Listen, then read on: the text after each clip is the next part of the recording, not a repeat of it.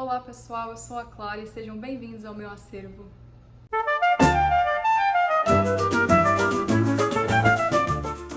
Hoje a gente vai falar aqui de um dos melhores filmes de 2025 até agora, que é Sinners ou Pecadores. Esse filme é dirigido pelo Ryan Coogler, o mesmo diretor de Pantera Negra, e ele vem fazendo muito sucesso por ser um thriller vampirístico e trazer elementos da cultura afro-americana do sul dos Estados Unidos, mais especificamente do Mississippi, misturando um pouco de história da música, o blues, essa coisa do que é esse ser fantasioso, que é o vampiro, e o que isso tudo misturado pode resultar num filme. Lembrando que esse filme estreou em maio de 2025, a sinopse aqui básica desse filme é a história de dois irmãos gêmeos, estrelados pelo Michael B. Jordan, ele faz os dois personagens do filme, que querem construir ali no sul dos Estados Unidos, mais especificamente em Clarksdale, no Mississippi, uma juke joint. E para isso, eles precisam ir lá arrecadar dinheiro, ou melhor dizendo, pegar o dinheiro que eles tinham para construir, angariar pessoas para trabalhar nessa juke joint, e assim segue o filme. Eles apadrinham um jovem músico também, e a gente vai falar um pouquinho mais dessa história, mas primeiro vamos lá para o contexto histórico, que foi por isso que eu escolhi esse filme, que ele é muito rico e dá pra gente descobrir e aprender muita coisa junto. Então a gente está localizado aqui no Mississippi de 1932. Para quem não conhece, nessa época nos Estados Unidos estava acontecendo a segregação racial. Então era um dos estados ali do sul do país que era mais violento. A gente está situado então na década de 30. Nessa época já tinha acontecido a Grande Depressão. Aliás, nessa época já tinha acontecido a queda da Bolsa de Nova York em 1929, o que levou o país para uma grande depressão econômica. Então, a gente teve ali uma baixa de dinheiro girando, a economia girando no país, porque os maiores bancos quebraram de Wall Street. Vou deixar alguns jornais aqui, capa de jornais, para a gente ir vendo e entendendo o que está acontecendo. Várias famílias ficaram desamparadas, várias pessoas ficaram sem emprego, porque a coisa não é que aconteceu só em Wall Street, refletiu na economia mundial e principalmente, obviamente, ali do país. E também, obviamente, na classe trabalhadora. A gente está falando da população negra norte-americana, que já não existia escravidão, mas era uma população que obviamente tinha ali uma desigualdade não só racial, mas econômica também. Porque pensa, essa geração dessas pessoas de 1932, os seus avós provavelmente foram escravizados. Então, são pessoas que não são possuidoras de terra, não são possuidoras de crédito em banco, não são detentoras de grandes riquezas. Então a gente já começa a entender que a desigualdade racial ela tem vários níveis. Principalmente nessa época, esse nível de uma desigualdade econômica também.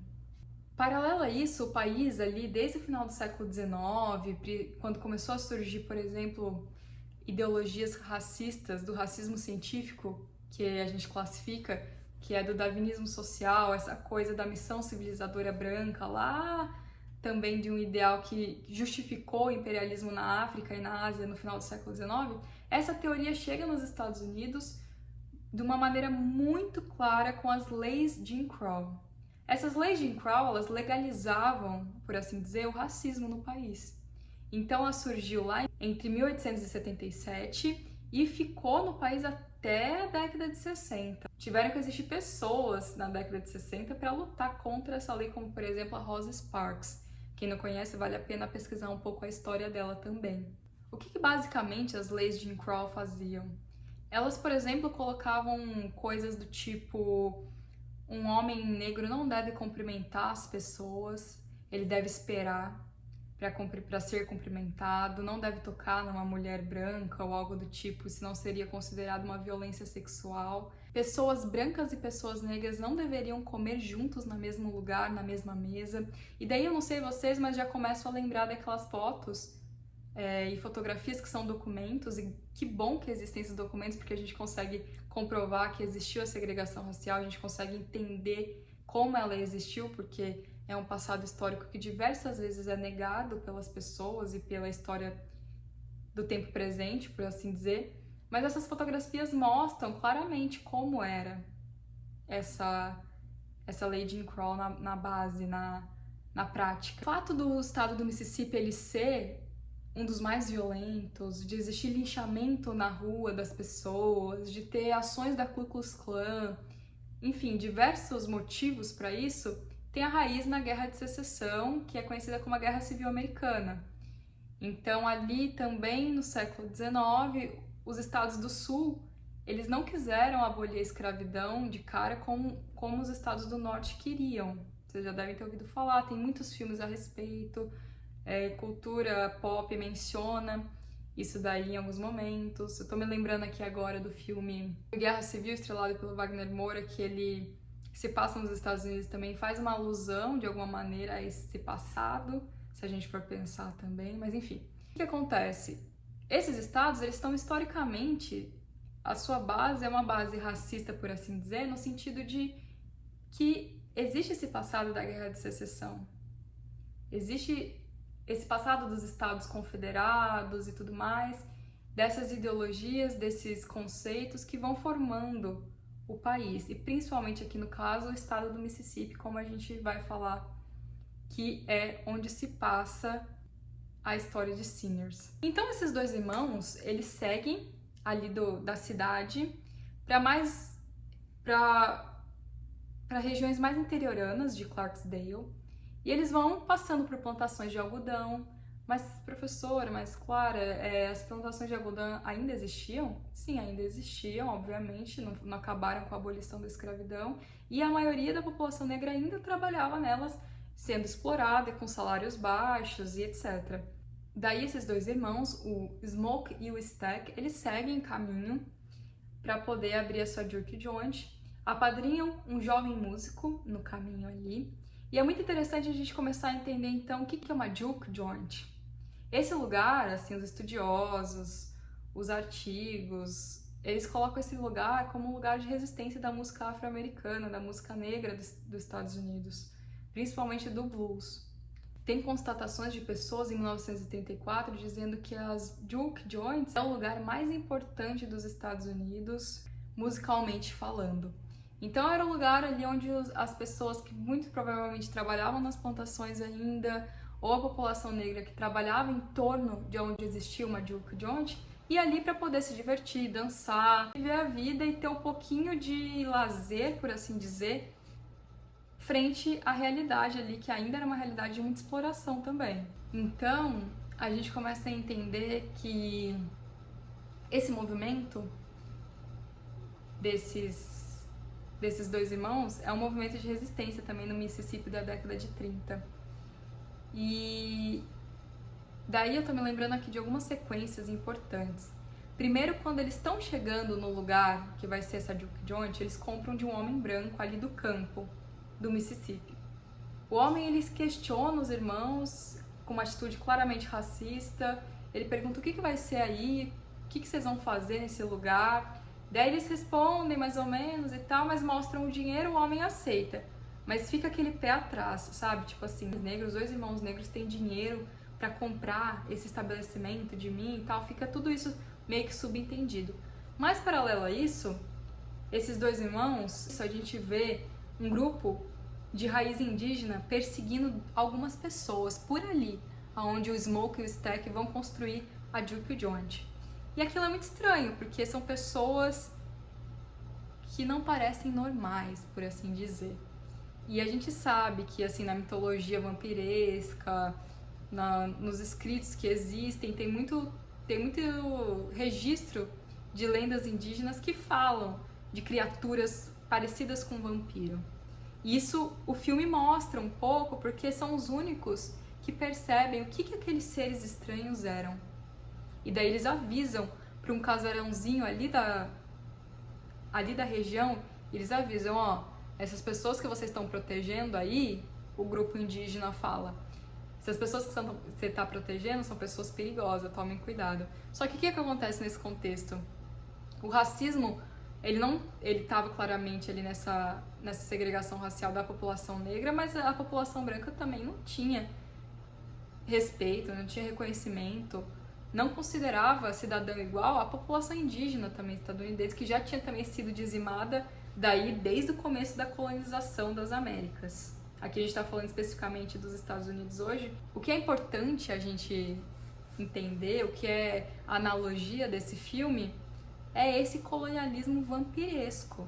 Mas voltando aqui rapidinho, então, os dois irmãos vão lá, eles conseguem comprar esse prédio para fazer a juke joint, eles chegam eles apadrinham um jovem músico, esse jovem músico, o arco de história dele também é bem interessante, nos lembra músicos como Charlie Payton, o Robert Johnson, o Son House, que são músicos super importantes e fundadores do blues nos Estados Unidos. O Robert Johnson principalmente, porque esse menino no filme, esse personagem, ele tá numa disputa entre o sagrado e o profano. Então o pai dele é pastor de uma igreja, mas ele quer ser músico de blues. Então ele tá ali entendendo o que ele vai decidir. Isso é importante, isso é uma faceta também do que a gente pode entender, porque é um estilo de música muito demonizado. Por quê? Justamente por ser um estilo de música negra. Então, o Robert Johnson mesmo existiam lendas a respeito de que ele fez um pacto com o diabo para poder tocar tão bem guitarra, no caso violão na época, né? Ali no começo dos anos 20 e tudo mais. Vocês devem conhecer uma música do Robert Johnson que chama Me and the Devil. Ela ficou famosa na voz de uma outra mulher, de uma outra cantora. Early this morning, when you knocked upon my door. Mas essa música originalmente é dele e ele escreveu essa letra. Early this morning, when you knocked upon my door. Que faz toda uma alusão tem também uma música dele que chama Crossroads, faz toda essa alusão e corrobora um pouco desse mito, desse pacto, porque fala da encruzilhada, de que ele fala dele e o diabo, essa relação e tudo mais. Existem vários estudos a respeito, vale a pena olhar se você gosta desse estilo de música, se você gosta de história também. Então eles vão e constroem esse lugar. Constroem. E esse lugar vira um lugar de festa no primeiro momento. As pessoas vão lá, as pessoas vão gastar o seu pouquíssimo dinheiro ali no empreendimento desses dois irmãos, e eles ficam felizes com isso, mas até que certo dia chega algumas visitas inesperadas. E daí sim é um grupo de músicos aparentemente de raízes irlandesas, pessoas brancas de raízes irlandesas, pedindo para entrar na juke joint. E o homem que está trabalhando ali na porta, ele fica ressabiado, ele não entende. E os donos também, eles falam, não, esse lugar aqui é um lugar nosso. Porque pensa, eles já são segregados legalmente por lei. Por que aquele grupo de pessoas brancas está querendo entrar na juke joint? Não fazia sentido. Esse grupo de pessoas brancas ali, de raízes irlandesas, eles chegam com banjo, tocando, né, essas músicas que parecem músicas irlandesas mesmo e tal, lá. E ali as pessoas vão ficando preocupadas. Então, entendendo todo esse cenário, a gente começa a ver quem são esses vampiros na história. O que eles querem fazer? Eles são pessoas que estão sedentas pelo sangue daquelas pessoas que estão na juke joint. Sim, a história é essa. Mas o que é genial em Sinners é justamente o quanto que ele mostra que a colonização, que o racismo, ele é assim vampiresco mesmo, no sentido de sugar a cultura do outro, de sugar o modo de vida do outro e transformar numa outra coisa, e minar a história do outro, das outras populações. Daí tem algumas cenas muito boas, algumas sequências muito boas no filme. Não é nenhum spoiler assim de tipo clímax, mas aqui eu tô contando cenas que me chamaram mais atenção para essa nossa discussão com um viés mais histórico aqui. Tem uma cena que tem um senhor, que ele é artista, que ele é mais o veterano ali, que tá ali no juke joint, ele fala em uma conversa com um músico mais jovem, ele fala assim, olha, o blues, a música, isso sim é nosso. não é daqui, é da África. Isso a gente trouxe com a gente. Isso é nosso mesmo. Então, o filme sempre puxa para essa reivindicação. It's magic what we do. It's sacred. It's big.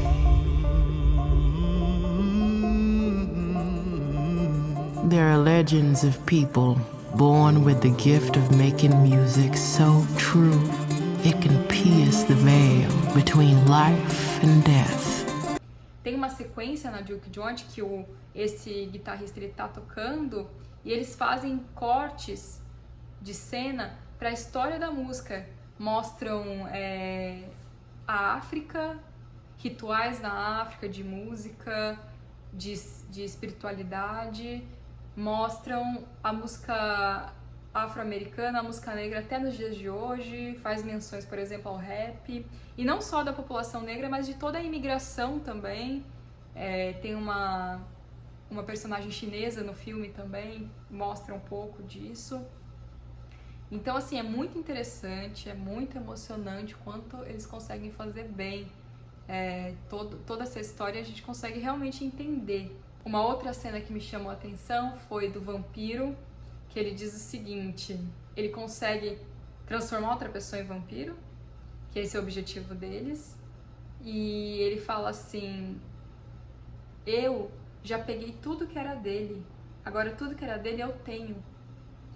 E o processo de colonização, ele passa por isso. Existem relatos de povos africanos que tiveram que se desfazer da sua religião. Existem relatos assim, tô sendo até simplista, né? Existem documentos, a gente sabe que, por exemplo, no Brasil, as religiões de matriz africanas foram criminalizadas durante muito tempo, tiveram que esconder o culto aos orixás durante muito tempo, e daí surgiu o sincretismo religioso para poder existir. A gente sabe que, por exemplo, o próprio processo de entrar num navio negreiro e tal, era uma violência não só física, mas psicológica, de obrigação de esquecer a sua origem. E é isso que por isso que a metáfora pra mim, do racismo, no caso ali da década de 30, mas a própria colonização ser um ato vampiresco, é por isso. Porque sugou até, não só as pessoas, obviamente, mas a terra, a cultura, o ser, de uma maneira geral. É claro que o filme tem um desfecho bem emocionante, é bem interessante acompanhar o desfecho do filme. Eu acho que a mensagem principal é essa resistência da cultura negra americana. É muito bem feito. Eu acho que o diretor ele consegue usar o gênero de filme de vampiro de uma maneira muito bem feita, assim, de brincar com o sangue escrachado na tela, com essa figura que na mitologia mesmo é uma figura sempre europeia, não é? O vampiro ele é uma figura europeia, ele não é da mitologia aqui das Américas, da África, assim, por dizer o vampiro como a gente entende. Então o Drácula, né? O Drácula, ele é da Europa e tudo mais, então tudo isso está presente no filme também. E principalmente a mensagem de resistência. E daí o filme faz uma homenagem muito bonita, que é trazer o Buddy Guy, que é um guitarrista de blues que está vivo. Ele participa do filme na sequência final. Ele é como se fosse um dos personagens, aquele guitarrista que eu tive dizendo que os irmãos apadrinharam, como se ele tivesse sobrevivido a tudo aquilo no passado. E daí ele tá ali fazendo sucesso, tocando blues. E nada mais merecido do que o Buddy Guy receber essa homenagem. E daí ele encontra 2 dos vampiros daquela época. Ele já é velho, já é um senhor. E ele encontra 2 vampiros daquela época. Um dos irmãos que sobreviveram como vampiro e a namorada dele, que no caso do filme é a Hailee Steinfeld. E daí isso coloca mais uma camada pra gente, de que esse perigo, ele é presente, ele ronda a história. Não só no passado, mas também agora. Outro ponto importante que o filme traz é a questão da ancestralidade, que eu tive dizendo, por exemplo, da frase desse gaitista do filme, que ele fala do quanto o blues é da população negra, é uma história que não dá pra tirar, mas também de uma personagem específica que é a Annie, interpretada pela atriz Umune Musako, não sei se estou falando certo o nome dela, e daí as cenas dela são bem bonitas. Ela é namorada de um dos irmãos gêmeos, e ela que carrega a ancestralidade, ela que faz um mojo, que é como se fosse um amuleto pro namorado dela, para ele se sentir guarnecido, protegido. E o molde é uma coisa muito presente de amuleto, assim, em África, de ter um amuleto. E ele é citado, por exemplo, numa das músicas mais famosas de blues, do Muddy Waters, que é o responsável e conhecido por eletrificar o blues na guitarra elétrica em Chicago. Sair do Mississippi e levar o blues para Chicago e eletrificar na guitarra elétrica. Tem uma música que ele fala, I've got my mojo working, eu tenho meu mojo funcionando. E ele brinca, I've got my mojo working, but just don't work on you. Daí ele tá dizendo assim pra amada dele na música, de que assim, eu tenho meu mojo funcionando, meu amuleto funcionando, mas ele só não funciona com você. Got my mojo working, but I just don't work on you. Então, é uma coisa que tá presente, assim, na cultura, na ancestralidade. As cenas dela são bem bonitas, ela preparando esse molde ali com elementos da natureza, com elementos de que ela conhece, de que ela carrega, mostrando que ela carrega isso dentro dela. Agora, falando assim de uma maneira geral do filme, o elenco é muito bom. Tem o Michael B. Jordan faz os irmãos muito bem, sem falar que ele é um nome assim, né, que puxa a galera, tem muito fã pra assistir, então eu acho que ele foi uma escolha também por isso. A Hayley Steinfeld, uma dinâmica assim de muita química com o Michael B. Jordan no filme. O Delroy Lindo e o Miles Caton, que é o Miles Caton, que é esse guitarrista jovem que eu estive dizendo, e o Delroy Lindo é esse gaitista mais veterano, já um senhor mais velho, que tá ali também nessa figura de ensinar. A trilha sonora, a composição do filme foi composta pelo Ludwig Göransson. Não sei se é assim que fala, muito difícil falar. Ele é o compositor da trilha sonora de The Mandalorian e de várias outras trilhas sonoras agora que estão ficando cada vez mais famosas. O filme, ele não só tem esse lance de filme de vampiro escrachado, mas ele tem uma estética, uma fotografia, um cuidado de uma direção de arte e figurino muito bonito. Tem sequências assim do filme, a sequência final, onde já resolveu ali o conflito entre os vampiros e as pessoas que estão no Juke Joint, que o sol nasce de novo, é uma sequência bem bonita, assim, visualmente, a luz entrando de novo, né? Toda uma metáfora, se a gente for parar pra ver, que daí vampiro não pode ficar na luz do sol, então toda a batalha do filme acontece ali à noite, o sol nascendo de novo e tal, e etc. E o final, que um dos irmãos tem um encontro espiritual ali com o filho, com a sua namorada, e daí essa parte é bem bonita. A gente consegue ver muita história da África nesse momento do filme. É ali um dos momentos mais bonitos pra mim, assim. Pra encerrar, esse filme ele tá cotado na lista do Oscar de 2026, por ser um filme que fez muito sucesso, tratar de um tema relevante, ele ser bem dirigido, ser bem escrito, então é um filme pra gente poder ficar de olho no ano que vem ali. Na verdade, final de dezembro, começo de janeiro, já começa com as especulações. Já começa agora, mas assim, é um filme pra gente poder ficar de olho. Quem não assistiu agora que vai chegar no streaming, poder assistir também, na Max. E é isso, se puder, comenta aí embaixo se você já assistiu Sinners, o que você achou desse filme. Não esquece de curtir esse vídeo, se inscrever aqui no canal Acervo da Clara, o meu acervo, o nosso, que a gente conversa de filme, música, série, livros, enfim, tudo que a gente for achando interessante, ciências humanas. Quem estiver estudando pro Enem, estiver acompanhando também, vamos continuar junto aí. E é isso, até o próximo vídeo.